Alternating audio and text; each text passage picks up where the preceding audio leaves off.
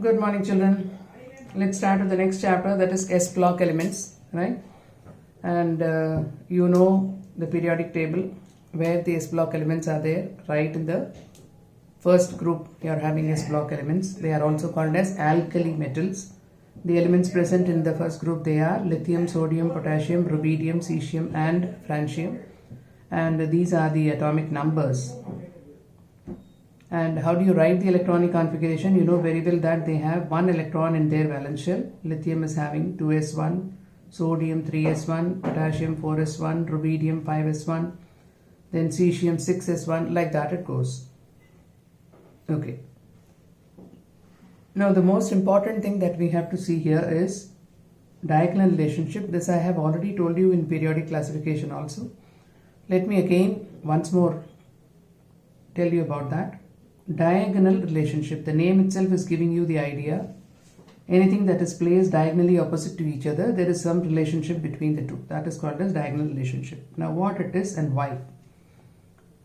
Now elements of second period. Second period you have lithium, beryllium, boron, carbon, nitrogen, oxygen, fluorine, neon. That is your second period elements.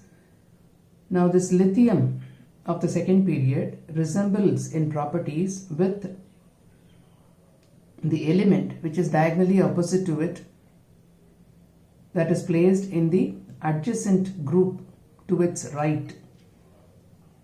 It resembles with magnesium. Same way beryllium resembles with aluminium. Okay.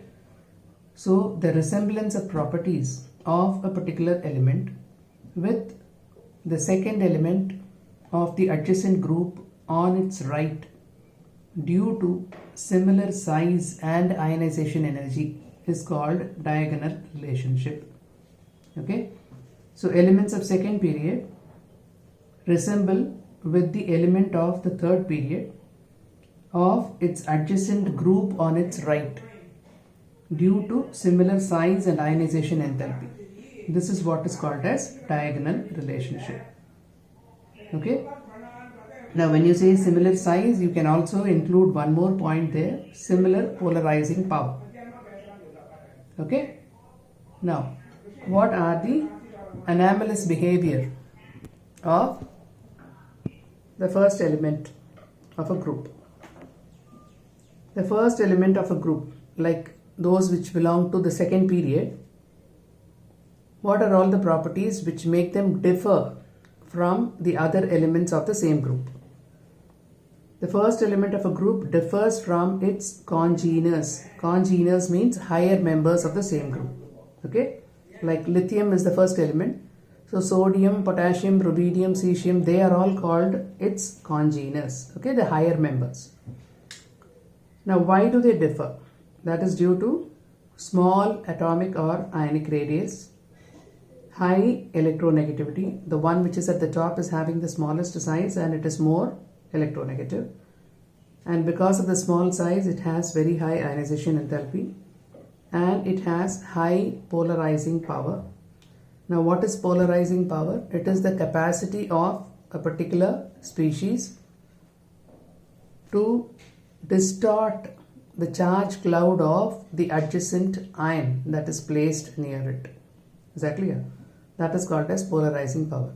The power to distort the shape of the electron cloud that is placed by its side. That is called as polarizing power.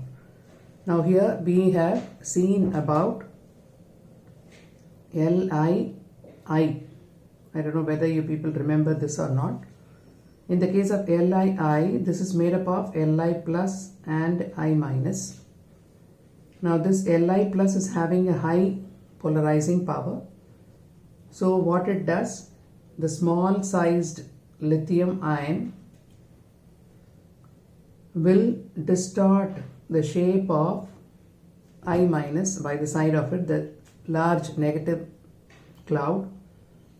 And what it does, this is the charge cloud of lithium plus, and it distorts the shape of I minus like this. Right? Because of which what has happened, some of the charge cloud of this I minus has fallen into the positive charge cloud of lithium plus. So there is neutralization of charge here. And because of the neutralization of charge, this Li is possessing some covalent character. Okay. So that is the application of this polarizing power property. Then apart from all this, the second period elements, they do not have d orbital. So they cannot expand their covalency. Like, say for example, PCl5 exists, but NCl5 does not exist. If NCl5 has to exist, then it should be providing 5 orbitals for overlapping. Now when nitrogen is having only 2s and 2p, only 4 orbitals are there, it cannot provide the 5th one.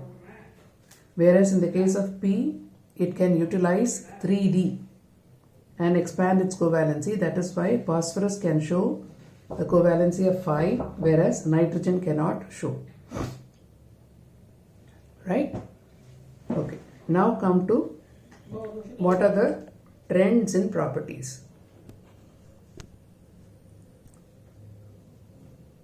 Now, the first group elements, they have the largest atomic radii or ionic radii in their respective periods. You know very well that from left to right, the size is decreasing. So, alkali metals will have the largest atomic radii. And down the group, the size increases, you know, as such. That is due to predominant screening effect of inner filled shells on the valence electron. Okay. That is why the size increases. Well, then the next property is that they are associated with low ionization enthalpy, that is again related to bigger size. Now since they are having the configuration NS1, after the loss of this NS1 electron, it will be having octet configuration. So second ionization enthalpy will be very high. Now let us see the next property, that is hydration enthalpy. Now what is hydration enthalpy? Hydration enthalpy is the amount of energy released when a particular ion, it is surrounded by water. So the interaction of the ion with water, this interaction releases energy, and that is what you call it as hydration enthalpy. Now hydration enthalpy of alkali metal ions decrease with increase in radii. So Li plus is associated with more negative hydration enthalpy, and then it becomes less negative, less negative, less negative, like that. I told you energy is released. Energy released means exothermic. Exothermic means delta H is negative. That's why I said Li plus is associated with more negative hydration enthalpy. Right? Now this is what, like lithium ion is there and water molecules are surrounding it. Now the interaction of water with the lithium plus ion, this interaction leads to release of energy, and that energy is called as hydration energy. Now, however small the size of the ion would be, greater will be the degree of hydration. More and more water molecules will get attracted towards the positive charge. Because of the small size, the effectiveness of the positivity is more. So it will attract more and more water through the lone pair of electrons of oxygen on water. So remember, smaller the size of the ion, greater the degree of hydration. And if the degree of hydration is greater, then the hydrated ion will be bigger in size, greater the size of hydrated ion. Now if the size of the hydrated ion is bigger, then its mobility is restricted, lesser is the mobility of the hydrated ion. And if the mobility is restricted, then the conductivity is also reduced. So please remember this chain of event which is resulting in lesser conductivity. So please remember this. Smaller the size, greater the degree of hydration, greater the size of the hydrated ion, lesser is the mobility of the hydrated ion, and lesser the conductivity. Okay, right. Now the next is they all exhibit +1 oxidation state. All the alkali metals, they exhibit +1 oxidation state. Now when you see metallic character, they are typically metals. They are soft, malleable and ductile solids, and metallic character increases down the group. Now why they are soft, if you are asking, then the answer for that is metallic bonds are weak and hence they are soft. Then melting and boiling points are very low because they are soft, and the melting and boiling points decrease down the group.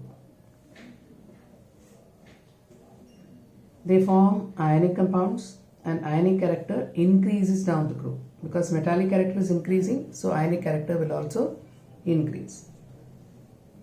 Then they have low densities, and the densities increase from lithium to cesium. They impart a characteristic color to the flame because they are involved with low ionization energy. The valence electron, it easily gets excited, and when it comes back to its normal state, it releases some energy which falls in the visible region of spectrum, and that is why they appear colored. So each and every element, like sodium will give yellow color, then potassium will give violet or purple color. So like that they give different colors. That is because of the transference of electron from its valence shell to the next orbital. Right from 3s1 it goes to 3p. So this excitation leads to coloration, and they exhibit photoelectric effect. Except lithium, all the other elements, they can show this photoelectric effect, and you have you must be knowing that cesium is used in solar cells. Why it is used in solar cells? When the sunlight strikes on it, immediately the electron gets excited and it can complete the circuit. That is why solar cells में cesium use होता है. And otherwise also some interesting things I was going through. Cesium is used in atomic clocks. Now lithium is used in as a medicine for people who are suffering from depression. उसमें lithium use होता है, ठीक है? So try to create some interest and find out more things about all this.